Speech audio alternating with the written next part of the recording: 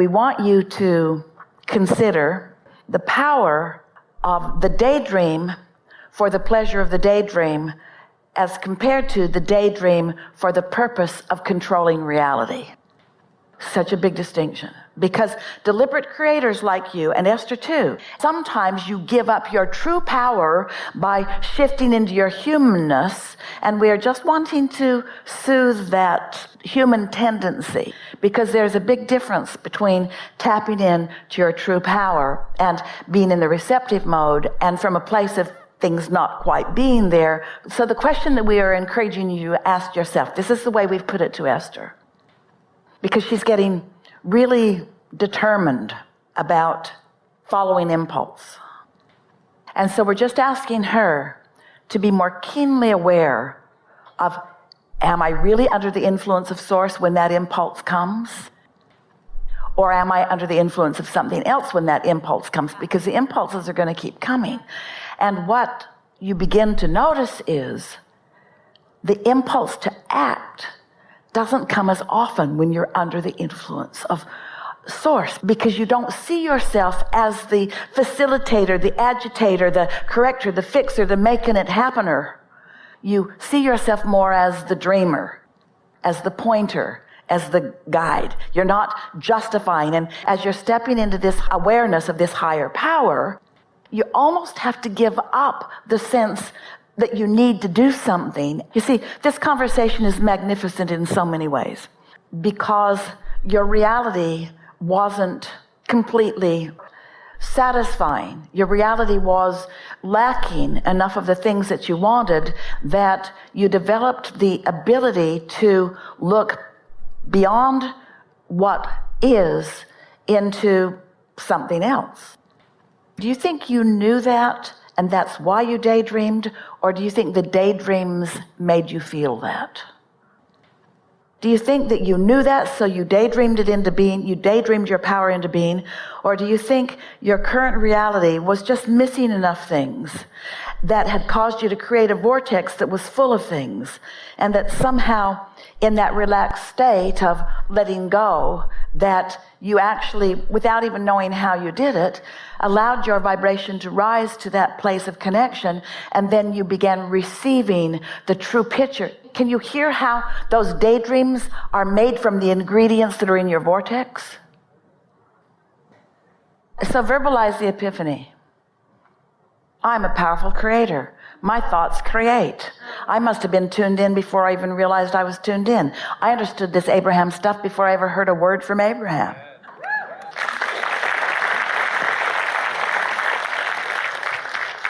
That's a powerful statement. And apply it not just to Abraham, but individually apply that to your inner beings. You don't teach me. You're not trying to create my reality. You are there validating the reality that I'm creating. And in validating, can we add some words to that? Such as, you are acknowledging my worthiness. You are blessing me with your understanding of who I really am. Esther is discovering, Jerry has reemerged in the non-physical, and he is in that place of non-resistant thought. And so Esther is, on a daily basis, reconciling what he now knows with what he then knew. But this is the distinction that we want to apply to her and to you. The distinction between what he now knows and what he then knew. Say it better.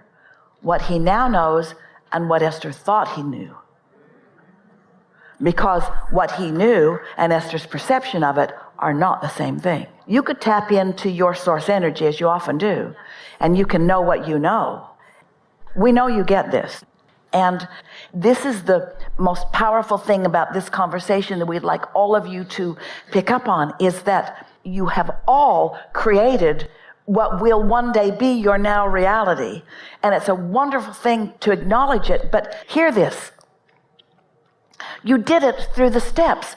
You did it through contrast, which was step one, which wasn't always that delicious from your standpoint. You put things into your vortex, and then you found ways to allow your vibration to rise, and you caught glimpses. But it's the combining of asking and maybe being out of sorts, and then Source, who's never out of source, focusing until it comes into brighter beingness, and then you finding a way to allow it to come into being. And sometimes the more we teach deliberate creation, the more you move away from your true power, because you think that you've got to utilize that power in such a deliberate way that you don't let your true... You get it? It's like we want to put more emphasis on your discovering your worthiness while you diminish your responsibility. It's knowing your worthiness that lets the good stuff in. You already applied your responsibility when you were in step 1. Is that making a little bit of sense to you? When we say ask and it is given, and then we say it's given but you got to receive it. So ask and it is given, but is it allowed? So now step back into your perspective. All right, I'm being given something. And most humans click into a place that goes something like, have I earned it? Have I efforted enough to receive this? Because you're pinpointing the thing that is in the way of most people receiving more and more of the abundance that they absolutely deserve. But you've got lots of beliefs about what makes you deserve, because you've learned it from people who needed your cooperation to get from you what they needed to get from you, because they did not know about their higher power. If most of the world that is surrounding you thinks they're in competition for the good stuff and is looking for ways for those resources to come to them, then most everybody you know has trained you in some way to believe that in order to receive, that you have to give, and that in order to be worthy, you have to jump through these hoops. And there are very few humans who really understand. More and more are coming, and there have been all along those that have those epiphanies. But it's such a wonderful thing when you realize that the system, if you want to call it that, the way that it is, that the non-physical energies, that the abundance and well-being is showering down around you, but you've got to find some way of letting it in. And you are fine-tuning here. Worthiness is a word that gets stuck in most people's throat. In other words, you don't even know what to do with it, because a lot of times you first heard it in a religious context when your worthiness was dependent upon some behavioral response, which was dependent upon some rules that somebody else set out for you. And your worthiness usually required some sacrifice of something that you wanted. It has been taught in such a backwards fashion. And the worst part of the way that it has been taught in your physical environment is it implies that you're not already there, that you were born not there, and that now somehow you have to find some way to get there in an environment that won't possibly let you get there. It's like you can't win in that game. Because think about law of attraction. If the premise is you are not worthy and you must do things to make yourself more worthy, so go to it, isn't everything that you do to make yourself more worthy from an unworthy position going to make you more unworthy? That's how law of attraction works. You can't get there from there. And yet you can't just jump into the assumption without some thread that you are worthy. That's too big of a leap for most humans to make who have been born into an environment that's been teaching otherwise, you see. And so it's like with so many things that happen in an environment like this. If you are new at it, it doesn't matter. If you are in an audience watching Esther and hearing the clarity of her words and the consistency of her words, they're our words, but they're her words of our intent that she's finding words for. You might leave a gathering like this or sit in the midst of it and think, well, that woman, whoever she is, sure believes what she's saying, and she's loud. But it isn't until you have your own epiphany. It isn't until you somehow find your own alignment with this energy so that that clarity is yours, that any of this really is very meaningful to you. And so the big elephant in the room that this conversation keeps pointing back to, it's so big you can see it, but it isn't obvious to most people, is that you have to be in the receiving mode in order to know who you are.